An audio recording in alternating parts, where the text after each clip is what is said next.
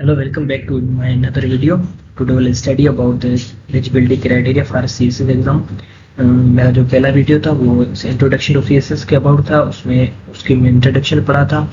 उसके बाद दूसरा वीडियो मेरा था पार्ट ऑफ CSS एग्जाम के कौन से CSS एग्जाम के पार्ट्स होते हैं, और तीसरा जो मेरा वीडियो है इसमें पढ़ेंगे एलिजिबिलिटी क्राइटेरिया के CSS के हिसाब से कि CSS एग्जाम में कौन से कैंडिडेट हुए हैं जो CSS एग्जाम में अप्लाई कर सकते हैं। तो आइए देखते हैं हर चीज़ को एक एक करके पढ़ते हैं कि कौन सी एलिजिबिलिटी क्राइटेरिया है CSS के एग्जाम के लिए। तो हमारे पास फर्स्ट ऑफ ऑल आता है कि both male and female apply कर सकते हैं।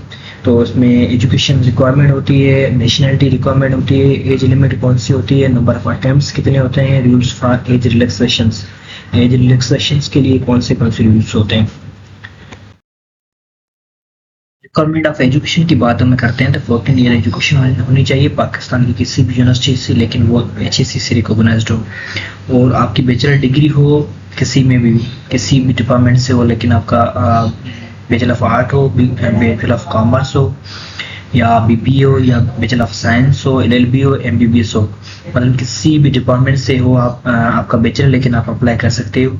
अगर आपकी पाकिस्तान की किसी भी यूनिवर्सिटी से डिग्री है, या इक्वलेंट डिग्री है, या comparable education qualification of foreign university recognised by HEC उसकी डिग्री है, फिर भी आप अप्लाई कर सकते हो।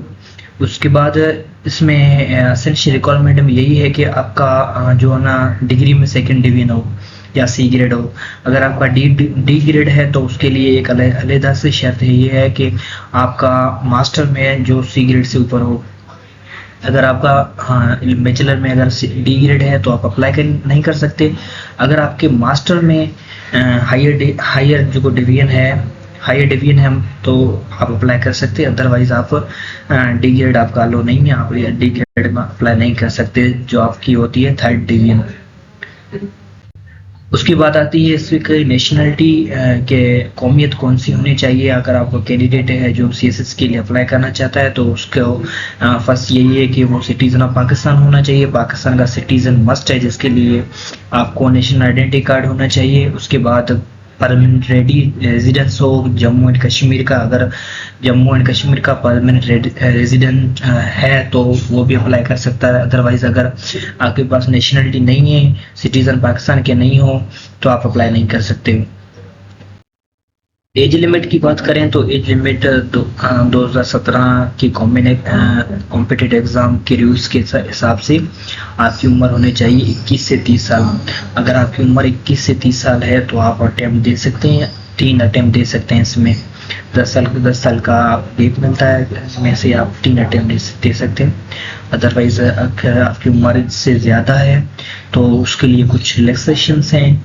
तो रिलैक्सेशन के हिसाब से अगर आपका एलिजिबिलिटी क्राइटेरिया सही बनता है रिलैक्सेशन के हिसाब से, तो फिर आपको 2 साल एक्स्ट्रा मिल सकते हैं। अदरवाइज यही उम्र है 21 से 30 साल की उम्र में आप अप्लाई कर सकते हो। CSS के लिए 14 ईयर एजुकेशन होनी चाहिए आपकी, ठीक है ना।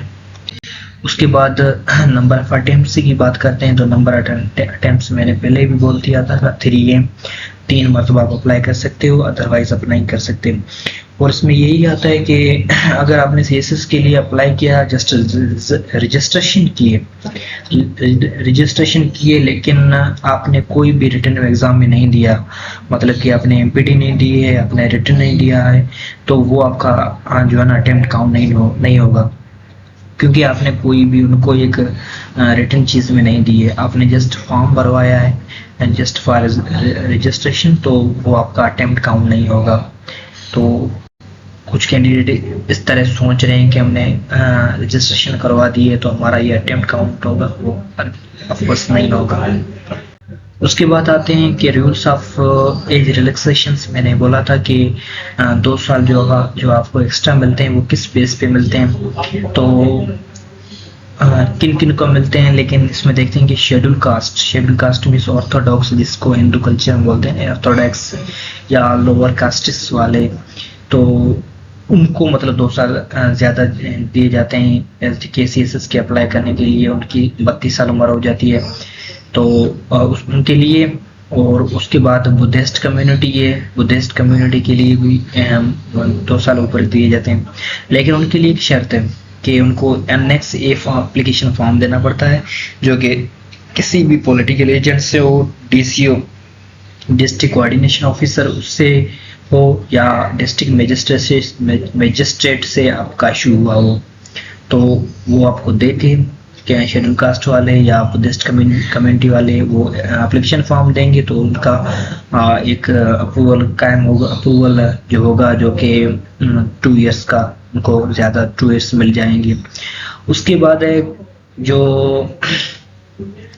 कुछ ट्राइब्स हैं, जैसे कि बलूचिस्तान में केपीके में कुछ ट्राइब्स हैं, तो उनको नेक्स्ट बी फॉर्म देना पड़ेगा, जो भी जो सेमी सिस्टम है जो ऊपर मैंने बताया था कि पॉलिटिकल एजेंट या डीसीओ या किसी भी डिस्ट्रिक्ट मजिस्ट्रेट से इशू करवा के उनको देना पड़ता है। और अगर ट्राइब की बात करते हैं तो कौन से ट्राइब्स हैं जो कि इनका यही मतलब बी फॉर्म होता है, तो बलूचिस्तान हो गया, बलूचिस्तान में कुछ ट्राइब्स हैं जैसे बुक्टी हो गया, तो बलूचिस्तान में ट्राइब्स हैं, उनको भी चांसेस हैं 2 साल मिलने की, अपॉर्चुनिटीज़ हैं। उसके बाद ट्राइबल एरिया ऑफ देरा इस्माइल खान, पेशावर डिवीजन की जो कुछ पेशावर की कुछ डिवीजन है, जैसे कि former frontier states of Dir, Swat, Chitral and Amb. उसके बाद है कुछ बलोच एरिया के अलावा कुछ एरियाज ऐसे हैं जैसे देरा गाजी खान हो गया, रंजनपुर हो गया डिस्ट्रिक्ट्स, तो इनको भी मतलब इनके जो भी कैंडिडेट्स हैं तो उनको 2 साल ऊपर दिए जाते हैं उम्र में रियायत इनको। और उसके बाद formal tribal areas of Mardan and Hazara division, Mardan and Hazara division के जो फार्मल ट्राइबल एरियाज हैं उनको भी 2 साल ऊपर दिए जाते हैं। उसके बाद upper Tanawal areas of Hazara division, upper Tanawal area हैं हज़ारा डिवीजन के, उनको भी 2 साल ऊपर दिए जाते हैं। तो मैंने बताया कि फर्स्ट 2 साल किस किस को दिए जाते हैं कि फर्स्ट साल शेड्यूल कास्ट हो, उसके बाद बुद्धिस्ट कम्युनिटी हो, उनको एप्लीकेशन एनेक्स ए देना पड़ता है, जो कि मजिस्ट्रेट या डीसी ऑफिस या पॉलिटिकल किसी एजेंट को।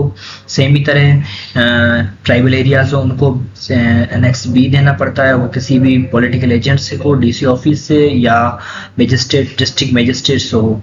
उसमें ये हमने बताया कि कहाँ से मतलब ये अप्लाई कर सकते हैं जिनको 2 ईयर्स से एक्स्ट्रा मिलती है।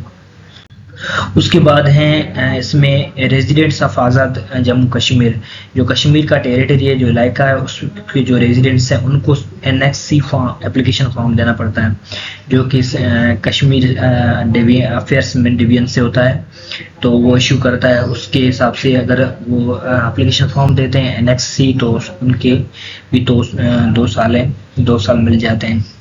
उसके बाद हमारे पास आते हैं residents, permanent residents of Gilgit Baltistan, तो उनमें कौन से होते हैं, गिलगित, डायमर, बाल्टिस्तान, गिजार, गांची, और उनको एनेक्स बी देना पड़ता है। जैसे हमने ट्राइबल एरियाज का बोला था एनेक्स बी, तो उनको भी एनेक्स बी देना पड़ता है, वो को पॉलिटिकल एजेंट से हो या डीसी ऑफिस से इशू हो या किसी डिस्ट्रिक्ट मजिस्ट्रेट से इशू हो। तो ट्राइबल एरियाज और permanent residents of Gilgit Balochistan इनकी सेम ही मतलब एलिजिबिलिटी है। और उसके बाद हमारे पास आते हैं डिसेबल्ड कैंडिडेट्स। डिसेबल्ड कैंडिडेट्स में इम्पेयर्ड हमारे पास इम्पेयर्ड आते हैं, इम्पेयर्ड में से बोल सकते हैं कि डीफ एंड डम्प बोल सकते हैं। उसके बाद विजुअली इम्पेयर्ड होते हैं, विजुअली इम्पेयर्ड में हमारा ब्लाइंड हो गया, तो उनको भी डिसेबिलिटी का जो सर्टिफिकेट है वो देना पड़ता है, जो कि फेडरल या प्रोविंशियल गवर्नमेंट देती है, तो उसको 2 साल एक्स्ट्रा मिल जाते हैं। उसके बाद हमारे पास आते हैं arm forces, personal arm forces के पर्सनल, उनको भी 2 साल मिल जाते हैं अगर वो कोसी मतलब जॉब वगैरह में आर्मी में है। उसके बाद कॉन्ट्रैक्ट एम्प्लॉइज, उसके बाद government servants of Azad Jammu and Kashmir के जो भी गवर्नमेंट सर्विस हैं सर्वेंट्स उनको भी 2 साल दिए जाते हैं। और उसके बाद हमारे पास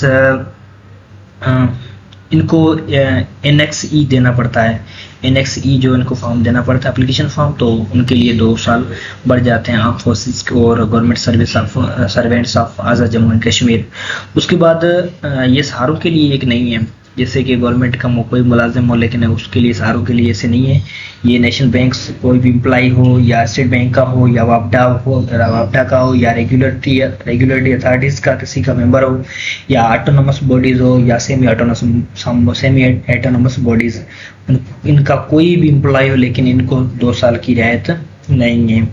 without army forces, contract employees and government service servants of Azad Jammu Kashmir के अलावा किसी को भी येलो नहीं है। In the last, thanks for watching my video.